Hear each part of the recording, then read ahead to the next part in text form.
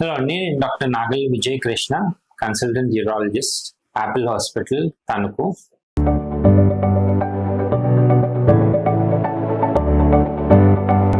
ఇవాళ మనం prostate most common గా యూరాలజిస్ట్ దగ్గరకు వచ్చే ఇబ్బంది ఏంటంటే పెద్ద వయసులో ప్రాస్టేట్ సమస్యతో ఎక్కువగా వస్తూ ఉంటారు. సో ఇవాళ ప్రాస్టేట్ గ్రంథి దేని వల్ల వస్తుంది, అసలు ప్రాస్టేట్ గ్రంథి అంటే ఏంటి అనే దాని గురించి మాట్లాడుతుంది. ఇదేంటో ప్రాస్టేట్ ఇబ్బంది అనగా అది ఏదో పెద్ద జబ్బులాగా ఏమి కాదు. ఏంటంటే అది ప్రాస్టేట్ గ్రంథి అనేది నార్మల్ గా ప్రతి ఒక్కరిలో ఏజ్ పెరిగే కొంది మనకి ఇప్పుడు థైరాయిడ్ గ్రంథి ఎలా ఉంటుందో మగవాళ్ళందరిలో ప్రాస్టేట్ గ్రంథి అనేది ఉంటుంది. అది ఏదైనా సాధారణంగా ఒక 50 ఏళ్ళు పైబడిన వాళ్ళల్లో ఆ గ్రంథి అనేది ఆటోమేటిక్గా కొంచెం ఎన్లార్జ్ అవుతా అంటే పెరుగుతూ ఉంటుంది ఏజ్ బట్టి.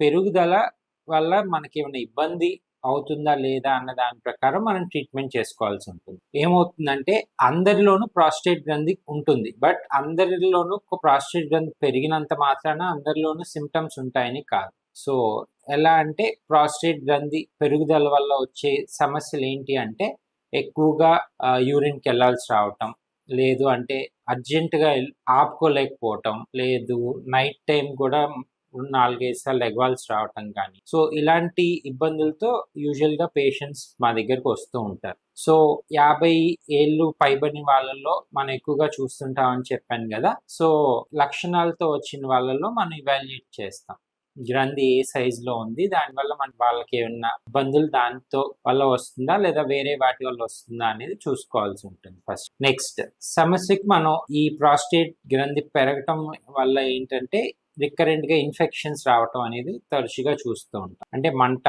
యూరిన్ లో మంట, ఒక్కొక్కసారి కొంతమంది పేషెంట్స్ లో యూరిన్ సడన్ గా ఆగిపోయి బాగా నొప్పితో వస్తూ ఉంటారు. అలాంటి వాళ్ళలో మనం ఇమీడియట్ గా యూరిన్ పైప్ అనేది ట్యూబ్ పెడతాం. లేదు ఇలా చాలా రోజుల నుంచి ఇలా యూరిన్ లోపలే ఆగిపోతే లోపల రాళ్ళు కూడా ఫామ్ అయ్యే పేషెంట్స్ కూడా చూస్తూ ఉంటాం.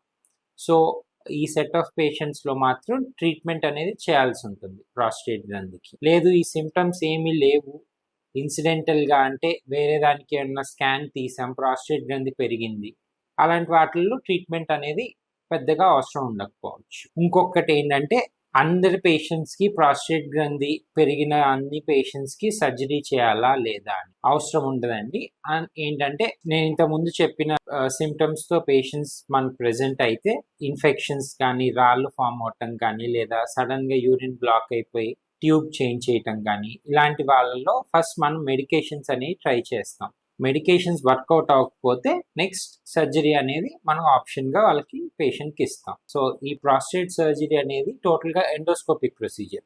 సర్జరీ అనేది రికవరీ టైం అనేది యూజువల్గా 1 to 2 days they can get back to normal activity. అంటే వాళ్ళ నార్మల్ పనులు అవన్నీ వాళ్ళు చేసేసుకోగలరు. సో ఇది యూరిన్కి వెళ్ళే మూత్రనాళం అంటాం. దాని లోపల నుంచే వెళ్ళి ఏదైతే మనకి ప్రాస్టేట్ గ్రంథి బ్లాక్ చేస్తుందో యూరిన్ రాకుండా, సో ఆ పాత్ని క్లియర్ చేస్తాం. క్లియర్ చేసి తర్వాత ఒక పైప్ పెడతాము. సో ఏంటంటే మనం మేజర్గా ఏదైతే సిమ్టమ్స్ గల కారణాలుగా చెప్తున్నామో ఆ పాత్ని క్రియేట్ చేస్తాం. సో పేషెంట్ తర్వాత ఆపరేషన్ తర్వాత సులువుగా ఈజీగా యూరిన్ పాస్ చేస్తారు, వాళ్ళ నార్మల్ లైఫ్లోకి వాళ్ళు ఉంటారు. ప్రాస్టేట్ ఎన్లార్జ్మెంట్ ఏదైతే ఉందో నేను చెప్పింది దాంట్లో 2 రకాలు ఉంటాయండి.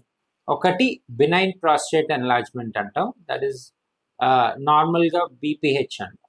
ఇంకొకటి క్యాన్సర్, ప్రాస్టేట్ క్యాన్సర్ అంటాం. సో మనం ఎక్కువగా పెద్ద వయసు వాళ్ళలో 70 ఏళ్ళు పైబడిన వాళ్ళల్లో సడన్ గా ఇప్పుడు వరకు ఇబ్బంది లేదు, బట్ ఇప్పుడు నాకు యూరిన్ లో బాగా మంటగా ఉంది లేదా రక్తం వస్తుంది అప్పుడప్పుడు, ఇలాంటి వాళ్ళలో మనం ప్రాస్టేట్ క్యాన్సర్ ని సస్పెక్ట్ చేయాల్సి ఉంటుంది. లేదా వాళ్ళ ఫ్యామిలీ హిస్టరీలో కానీ ఇలా ఏమన్నా ఈ ప్రాస్టేట్కి సంబంధించిన క్యాన్సర్స్ కానీ, లేదు వేరే రకమైన క్యాన్సర్స్ ఏమన్నా ఫ్యామిలీలో రన్ అవుతున్నా మనం స్క్రీనింగ్ అంటాం. Simple blood test, PSA blood test అనే దానితో స్క్రీనింగ్ ఆఫ్ ప్రాస్టేట్ క్యాన్సర్ చేసుకుంటాం. సో ఈ టెస్ట్ చేసిన తర్వాత మనకు వాళ్ళకి ఏమన్నా క్యాన్సర్ లక్షణాలు ఏమన్నా ఉన్నాయా, లేదు ఈ బ్లడ్ టెస్ట్లో ఏమన్నా ఎక్కువగా ఉంది లెవెల్ అంటే మాత్రం మనం ఫర్దర్గా వాళ్ళని ఇవాల్యుయేట్ చేస్తాం.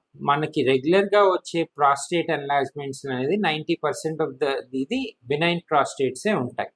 సో దానికి తగ్గట్టు ఏదో మెడికేషన్ కానీ నేను ఇంతకుముందు చెప్పినట్టు కొంతమంది సెట్ ఆఫ్ పేషెంట్స్ లో సర్జరీ కానీ చేయాల్సి ఉంటుంది. ఈ ప్రాస్టేట్ క్యాన్సర్ అనే రకమైన పేషెంట్స్ లో మాత్రం మనం డీటెయిల్ వర్కప్ చేసి అది ఎక్కడ ఉంది ఏంటి అనేది తగ్గట్టుగా ట్రీట్మెంట్ అది తీసుకోవాల్సి ఉంటుంది.